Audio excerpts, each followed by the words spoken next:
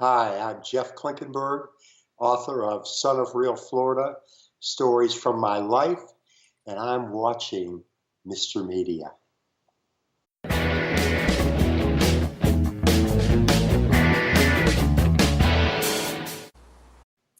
Every major daily newspaper has a few journalists whose work consistently rises above all others.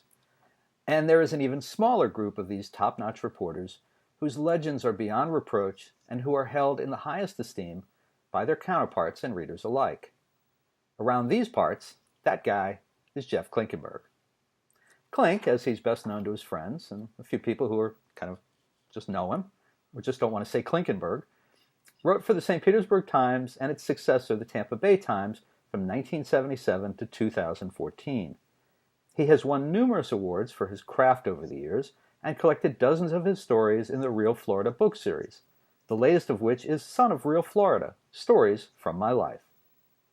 His stories bring to life a sometimes dying breed of original Floridians, roadside attractions, and a kind of crazy that comes from spending too much time exposed to the sun, no doubt. And Klink's writing style makes the reader want to see the places he has seen and meet the people and the friends he's made along the way. Every story is accessible, and every story is a delight. Now, this is Jeff's second visit to Mr. Media. He was last here to talk about his book, Alligators in B-Flat. Jeff Klinkenberg, welcome back to Mr. Media. Well, thank you, sir.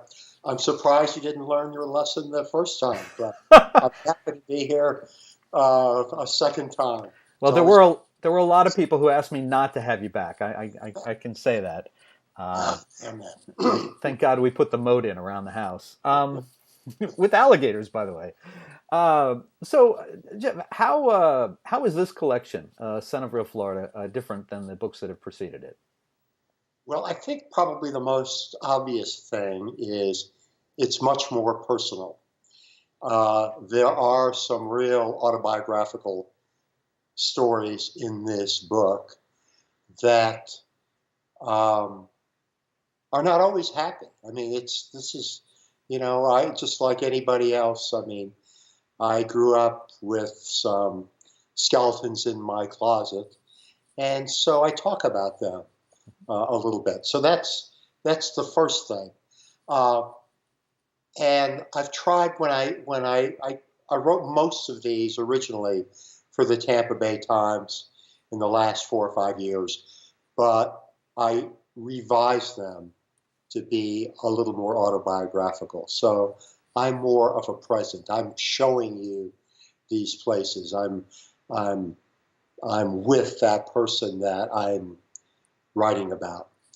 A lot of it is fun. It's not all heavy, but it's I've really tried to reflect what my life has been like in Florida and these people that I've known and sometimes loved. And I sort of think that I'm doing more of a public service now with this book than I have in the past, because I think, in the last 5 or 6 years anyway, there's this narrative has arisen that Florida is the capital of weird in the country, in the United States. And we certainly, we do have 21 million people and a very wide demographic, and things happen. But, I sort of hate to see that become the only thing. So this particular collection of essays does have some weird, I won't lie about it. But, I try to reflect what I call real Florida, what I think is the authentic Florida. So I've loved all my books, they're my children, but this one is special to me. As I recall, you actually take umbrage at the kind of the weird Florida stuff. People constantly talking about weird Florida and it's Florida man and all that kind of stuff. Sometimes I do. I mean, and some of it is funny, and like I have no problem with my friend Carl Hyacин's novels, and even some of his tweets and stuff.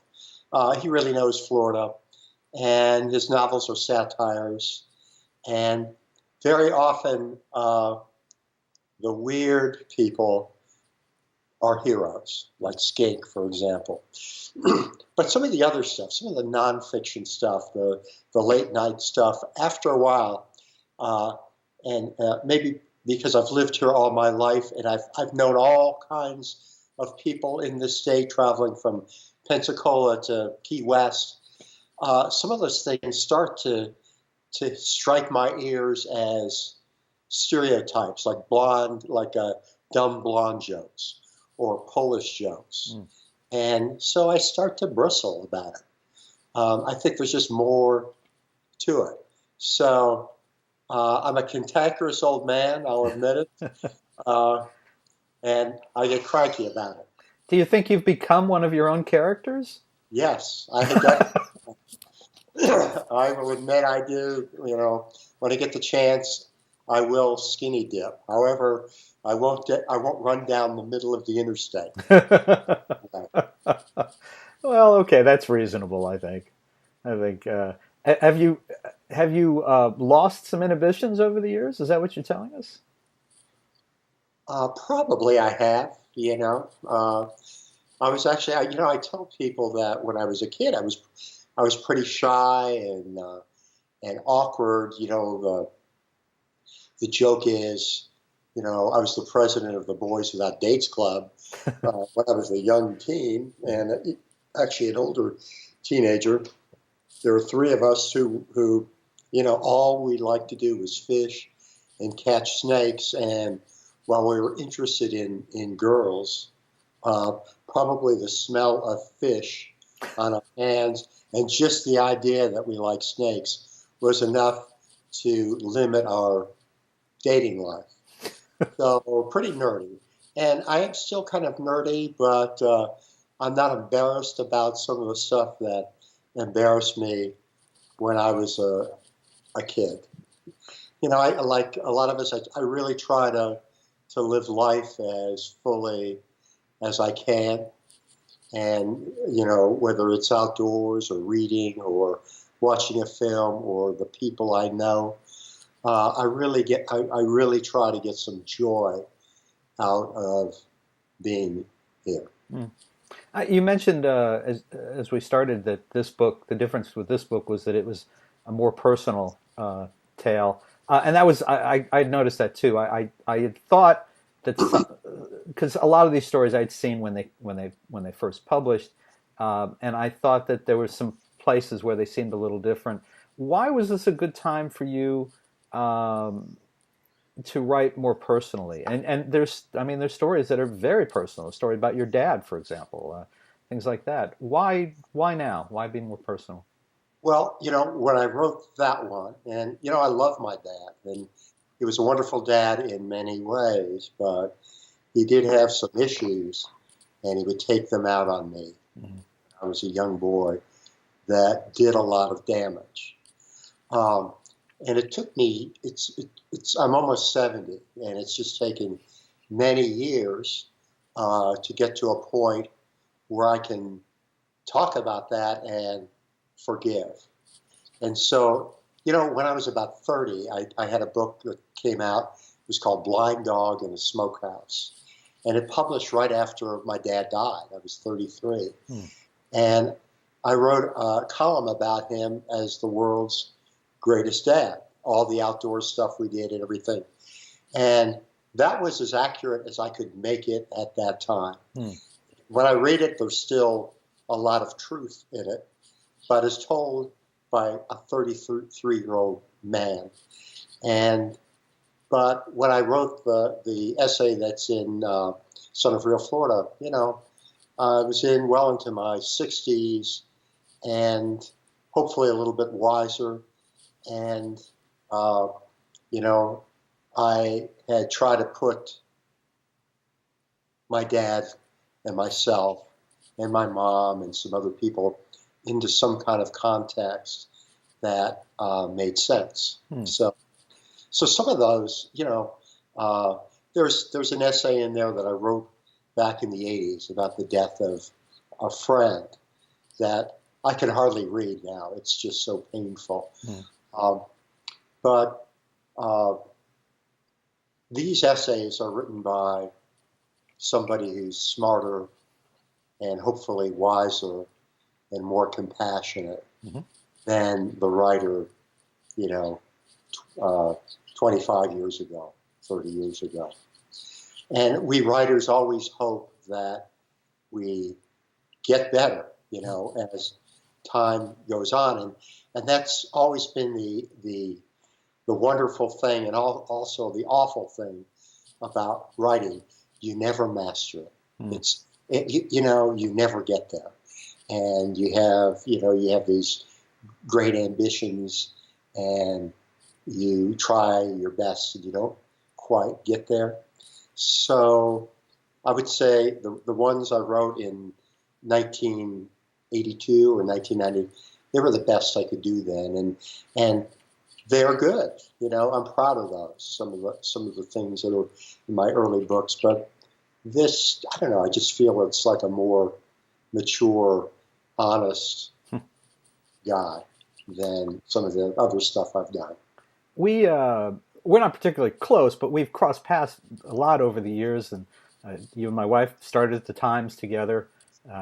She just recently left a little bit after you did, but and then your daughter worked in an orthopedics office where my kid went through, and so we had a lot of contact. And your son is landscaping a house up the street from me. Your name came up in conversation with an interview where I was interviewed a week or two ago. So we have a little crossover. We have a lot of common friends. What I wondered about is doing telling these more personal tales now. Is some of that for your family to share with them a little bit more about you at this point, or was that? I think so. Yeah, I think that's a really smart observation, Bob. I mean, it is. Um, I never quite understood my father, and even when I had a chance when he was dying of leukemia, I kind of inched my way up to it, and just in the end, I couldn't say, Dad, what were you thinking? And so, I mean, I carried carried a bunch of things for many years, and depression, sadness, sometimes anger and rage. And my kids saw that. They experienced that. They didn't experience physical abuse, like I did, but I could be angry, sometimes irrationally so. And but my kids also saw a lot of love, and as I forgive my dad in this essay, I pray that my kids will. And I wasn't by any means a monster, but I wasn't always at my best. Mm. And writing is pretty tough, and there's a lot of pressure, and sometimes I was a real asshole, So it is for them in a way. Mm. They probably know me. They definitely know me much better than I knew my parents. I don't, I just sort of my nature is to talk. It's the Irish side of me, the Beatrice Mary Grace O'Donnell, my mother's side of me that just kind of talks and thinks aloud sometimes. But yes, I want my kids and basically and my readers too, good or bad, to know me better, to know me as not just a writer, but as a human, who's had joys and sorrows just like anybody else in this world. I appreciate that. Yeah, and I said in the introduction. Of course, you sort of contradicted me by saying you had been an asshole, but the reality is, for folks who don't live in this area but have an interest in, I mean, Jeff is a very beloved journalist, but also a character in the community. People know about him, and he's out. He's always been out and about. So I think it's interesting that you would after so many years decide to let people inside a little more. Uh, do you feel like I was kind of curious about this because I got to the end of this book, and I think this is the third or fourth of your books that I've read, um, and I wondered, do you? This is a little off what we were talking about, but all the people that you meet over the years, and obviously you can't keep in touch with all of them, but do you maintain any contact like the people in this book or previous books? Do they know that you still have some connection to them, or do you? Are you curious about them, or do you have to Yes, kind of let that go? um, yes, they do. I mean, not only this book, but some other books I've read. And I mean, some of the people I've written about, I mean, they're not necessarily, they weren't necessarily happy, that a very serious nonfiction writer wrote a profile of them. Um, and, they told me so, and they don't wish a connection with me anymore. Jack Murph the Surf, for example. Yeah. But other people do, and I'll tell you something, Bob. One of my favorite people that I've ever profiled in, 38 years at the Tampa Bay Times, and then, the 10 other years that I had in Miami. A guy named Nathan Martin, who's in that book, like the favorite profile of all time, and he just passed away, and it really hit me. I have his picture. I have a picture of he and I on my wall, Mhm. and I had a long talk with his widow today, Oh. and we just talked about Nathan, who was this 19th century man living in the 21st century. He was a Thoreauvian character. Mhm. Um, It's so it's a great profile. I know exactly who you're talking about. yes, Great yes. story. So I do. Some of these people I grow to like. While I'm writing about them. Hmm. I mean, I've for the most part, I've never been a gotcha writer. I'm not putting the evil sheriff in jail, though. I wish I'd done that a little bit. Yeah. But I've always just had this. This is something I got from my mother, Beatrice Mary Grace O'Donnell, uh, the Irish gal who had all the vices and the virtues of the Irish people. Mhm. One of them was curiosity and a sense of wonder, and man, could she talk. And she just liked people. She could, when I was a kid, she'd walk out the door and come back an hour later, smoking a Pall Mall, hanging down her lip, and she'd come in the house and she'd put that Pall Mall out in half a grapefruit that she'd had for breakfast. It was now going to be the ashtray. And she'd say, let me tell you what I found out. And she'd spin these tales of people she'd met. And she just thought everybody was interesting. Hmm. And that's true of me. I spend part of the year now in North Carolina, where I have been lately, the hot months anyway. But I'm finding that's true here. I'm fascinated by some of the people I meet, and I wish I wasn't 70. Part of me wishes, well, maybe I could, if I had more years, I could do a real North Carolina column, because I find these people really complicated, Mhm. in many, many ways. So I just think people are interesting. I was going to guess. I was going to ask you. I was going to guess that you could probably, at any point, we could plop you down anywhere, and you could find 5 or 10 people or places or things that just intrigued you enough to give the Klink treatment.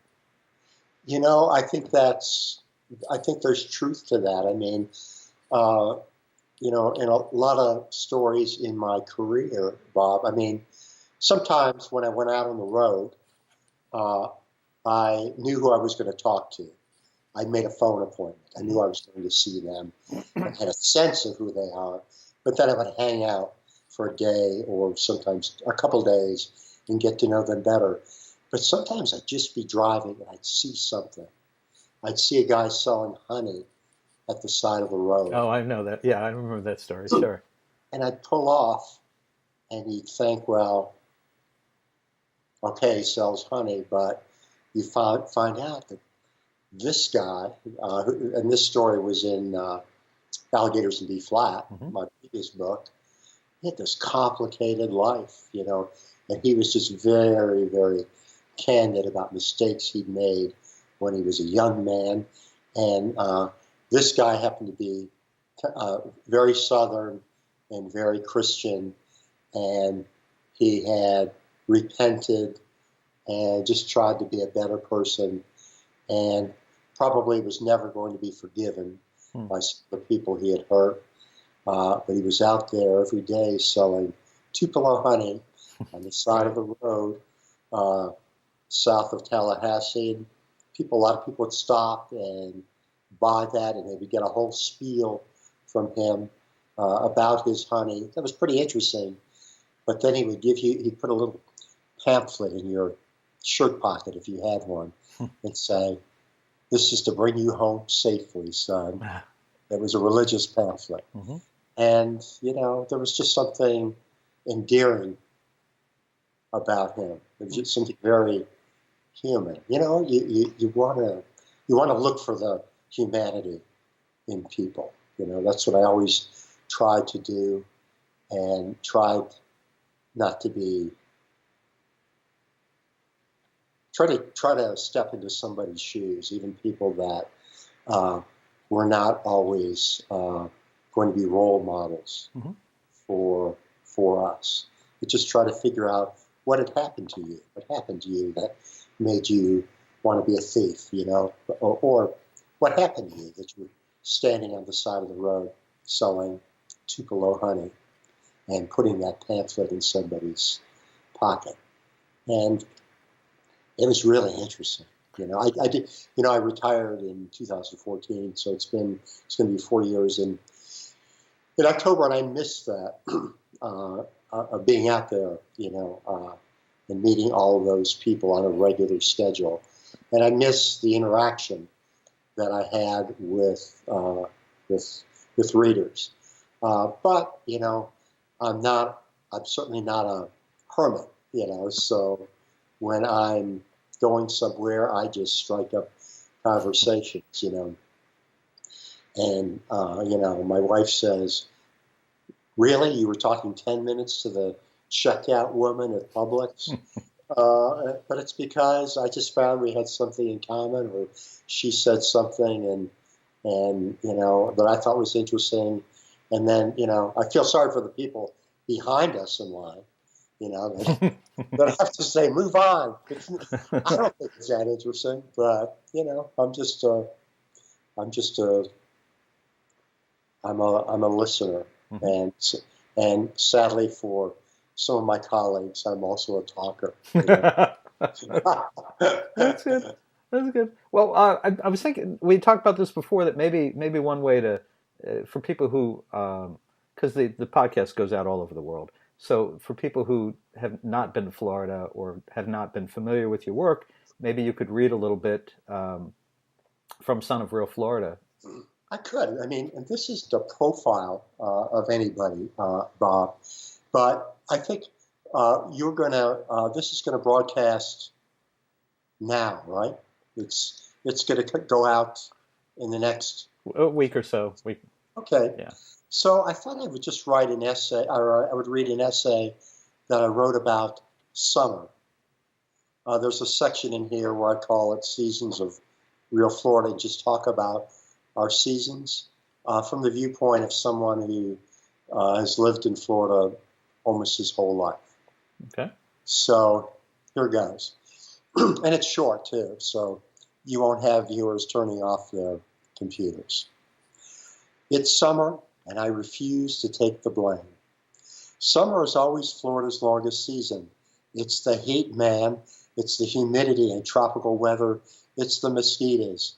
If you go swimming in the wrong place, an alligator might bite off your foot. A Florida summer is Dante's Inferno come to life. I am not complaining, really. I am only stating the obvious. I also want to point out a few good things about summer, too, and I will do so as soon as I can think of some. Okay, here goes. Summer separates the real Floridians from the fakes. Anyone can love Florida in winter when the air feels comfortable and the mosquitoes, alligators, and cockroaches are benevolent. But it takes a special person to appreciate a Florida summer. Like many gray-haired Floridians, I grew up in a house that lacked air conditioning, a daily convenience familiar only to rich people. The rest of us usually lived in tree-shaded houses with big open windows, fans, and porches. Nobody smelled like lilacs at supper, but one reached a point of not minding. Lightning bolts, thunder, then the downpour. We got used to it. Afterward, we watched the steam rise from the pavement. The backyard air felt wet and unpleasant, kind of like the breath of a basset hound. The whine of the mosquitoes sounded like an obscene phone call from nature. But whatever doesn't kill you just makes you want a cold beer. I think Jimmy Buffett once said that. Somehow we survived. We were Floridians. Damn the heat and the rain. Kids walked everywhere or rode bikes. Adults drove with car windows open to the elements and things that like to bite. At dusk, I remember grown-ups up and down the block, chatting on the front porches, at least until the mosquitoes and flying cockroaches drove them inside. Florida is modern now, but underneath the glitter of the new is the primitive, real Florida, at least in the summer, the season when nature enjoys the last word. The sand on the beach is so hot, the gulls are walking on stilts. Palm trees rejoice at the approach of dogs with lifted legs. Do the names Andrew, Charlie, and Katrina mean anything to you? You can't reason with hurricane season. I think Jimmy Buffett might have said that too. Real Floridians grow accustomed to putting up shutters, gathering canned goods, and frequent trips to the hardware store for batteries. It's what we do in summer. I am always astonished and impressed when tourists want to visit us during the summer. They ought to be vacationing in the Yukon. Even with air conditioning, margaritas, and swimming pools, it's going to be hot, tourist, and sooner or later you'll have to run from the ice-cold lobby to the shuttle bus that has been baking in the parking lot since morning. It's at this point in an essay where I like to offer advice. So I know you're listening to this, Bob. I am. Male tourists forget about the suit and tie. In the summer, real Floridians usually wear flip-flops, shorts, and guayabers. Women tourists, remember that pantyhose is optional. Donald Trump, your golden tresses are going to wilt the instant you step out of the cool confines of Mar-a-Lago in Palm Beach. Very nice. Very nice. Thank you for doing that. I have to say, I think you may have missed an opportunity for a title for this book. Maybe instead of Son of Real Florida, I wrote it down while you were talking. I was thinking it should have been The Benevolent Cockroach. Oh, I can tell you stories. It'd be a pretty thick book too. Wouldn't that be something if we could collect everybody's cockroach stories? It would be great. Oh, we could start with Kafka and go from yeah, Kafka, exactly. And everybody has them. I'm pretty active on Facebook, and that's the way I talk to former readers, and all I have to do is put a cockroach post up, and there'll be like 400 cockroach comments. So if you live in Florida, they're always in the back of your mind. Go to sleep at night. What is that scuttling? Oh. Oh. So I was just thinking as you were saying that, and I was remembering my worst. I'll keep it short, but when I was going to school in Gainesville, University of Florida, I had moved into, was it my second apartment? I think it was my second apartment there. I had had a summer apartment when I first got up there for a few months, and then I moved into this apartment complex. And I was living by myself for a short time before a roommate was going to join me. And I had gone to sleep one night, and I heard all this noise and scuffling, and I thought, what is that? And I went out, and I started turning on lights, and I went to the kitchen, and I'm hearing it. And then as you flip on the light, you hear more noise because, you know, they tend to disappear. And I looked around, and coming out of every cabinet and on the walls and on the, there were palmetto bugs, which for folks are the big, huge, you know. And I was like, oh my God, I just completely lost it. I just completely flipped out. I just couldn't handle it. I didn't know what to do. I couldn't sleep that night. I could not go back to bed. It sounds like you perhaps were running the apartment that I lived.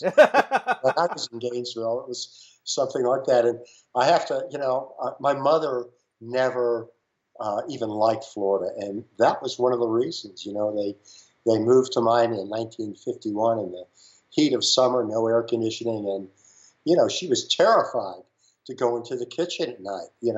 Turn on the light as you experienced. Good God, the stuff you saw. And even if you didn't see them, you were afraid to open a drawer for fear that it would be like the Niagara Falls of cockroaches. That would land on your feet and crawl up your legs. Oh my God. I think that happened. So do you think I've been doing a good job for the Chamber of Commerce? Oh yeah, absolutely. Yes, they love me. Oh man. Yeah, no, I would, no. Well, okay. So that segues nicely into something I wanted to ask you. I was thinking, of course, you've always been kind of this, go-to guy for these stories of Florida's, spiders and snakes, and of course the men and women who have sort of tamed some of them. But I was kind of wondering. I mean, Clark Kent would falter at the sight of kryptonite. Indiana Jones would go weak with snakes.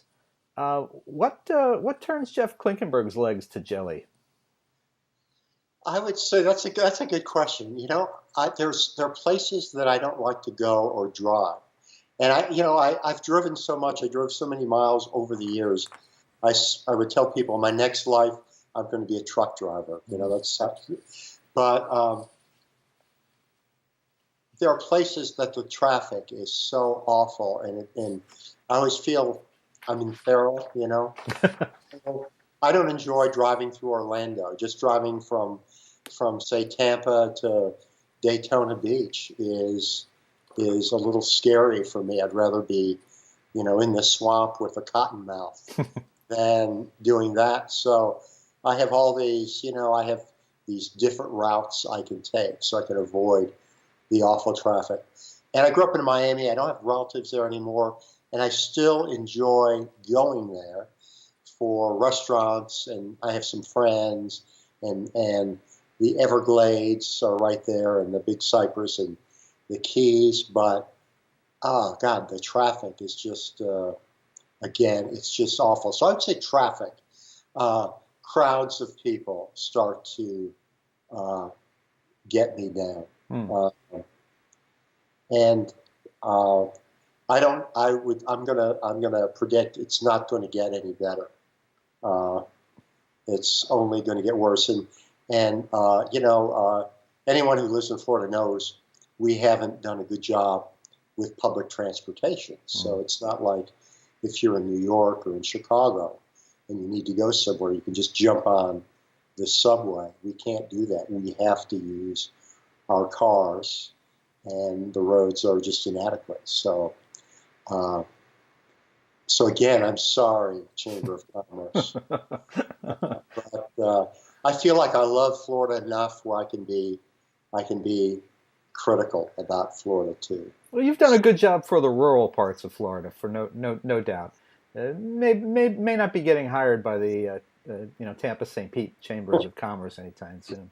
I want to ask you about one more story in the book, and then we'll let you go. And it's really a story that's unlike anything else in the book, I think.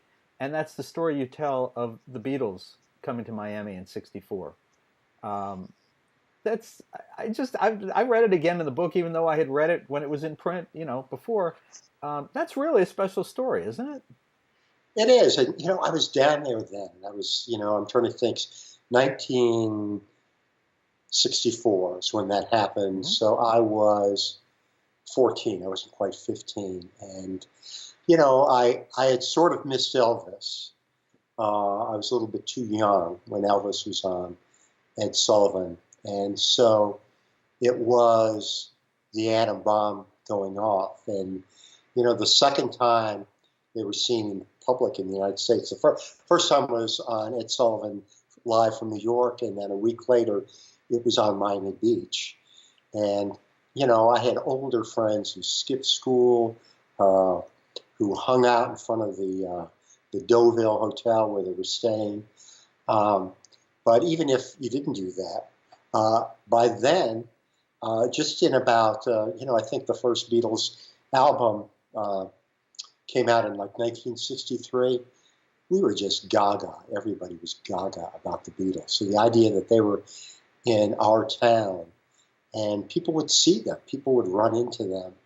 And when I decided to write an essay about the 50th anniversary of the Beatles coming to South Florida, to Miami Beach, I started looking for people.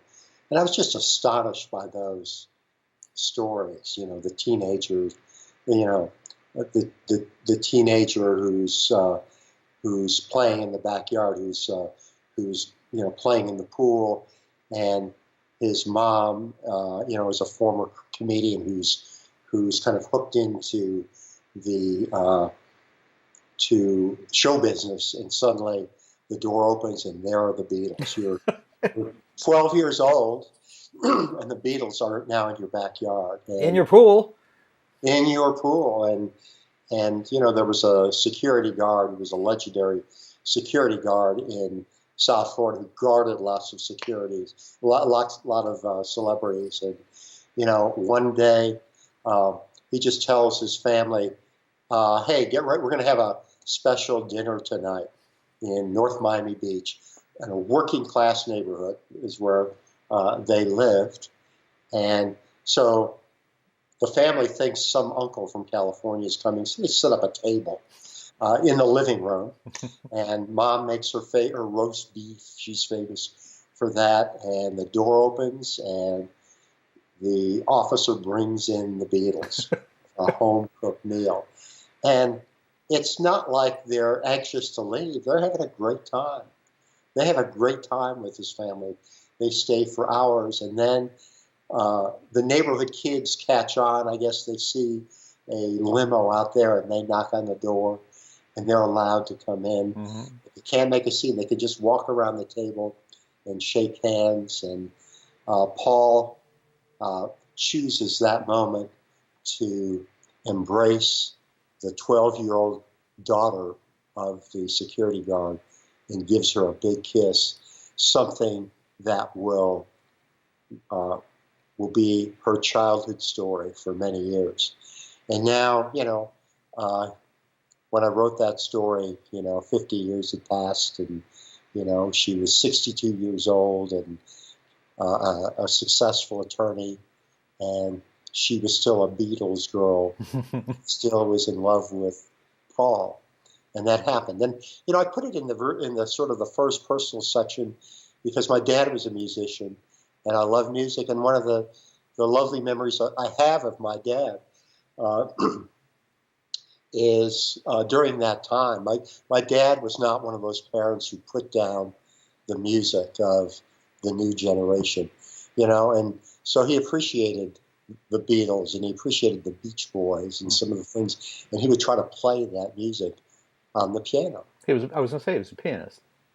Yes, so he'd play that, and he'd try to teach me a few things and stuff. So we were a very musical household.